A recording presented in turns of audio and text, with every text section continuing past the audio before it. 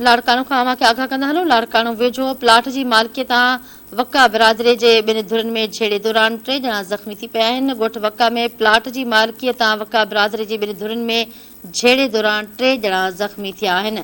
झेड़े दौरान गोलियूं लॻण सबबि रईस मंज़ूर वक्को, हाजी अनवर वक्को, नज़ीर वक्को ऐं इरफान वक्को ज़ख़्मी थी पिया आहिनि, जिन खे इस्पताल मुंतक़िल कयो वियो आहे।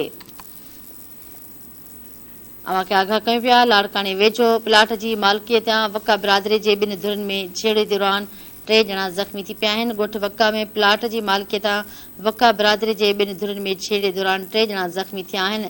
झेड़े दौरान गोलियूं लॻण सबबि रईस मंज़ूर वक्कू, हाजी अनवर वक्कू, नज़ीर वक्कू ऐं इरफान वक्कू सख़्त ज़ख़्मी थी पिया आहिनि, जिन खे इस्पताल मुंतक़िल कयो वियो आहे।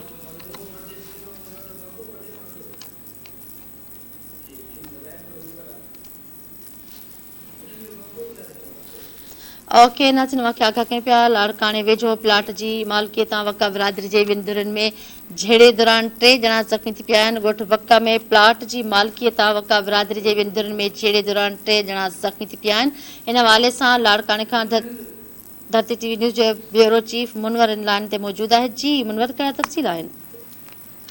हाजी लाड़काने जे भरिसां रशीद वगण थाणे जी हद आहे। ॻोठ वक्का में प्लाट जी मालिकियत वक्का बिरादरी जी ॿिनि धुरनि में झेड़ो थी पियो आहे ऐं फायरिंग जे नतीजे में रईस मंज़ूर वक्को, संदसि भाइर आहिनि हाजी अनवर वक्को, नज़ीर वक्को ऐं संदसि सौट आहे इरफान वक्को, जेके सख़्त ज़ख़्मी थी पिया आहिनि, जिन खे गणती जोगी हालत में लाड़काने जी चाणका अस्पताल में जेको आहे उते दाख़िल कयो वियो आहे। ॿुधायो पियो वञे त पंहिंजे ई ॻोठ में संदसि जी प्लाट जी मालिकियत ॿिन्ही वक्का बिरादरी धुरनि में झेड़ो थियो। फायरिंग के नतीजे में जो है जख्मी थे जिनके अस्पताल में दाखिल किया है। जी ठीक है मुनवर, वॾी मेहरबानी तफ़सील जे लाइ।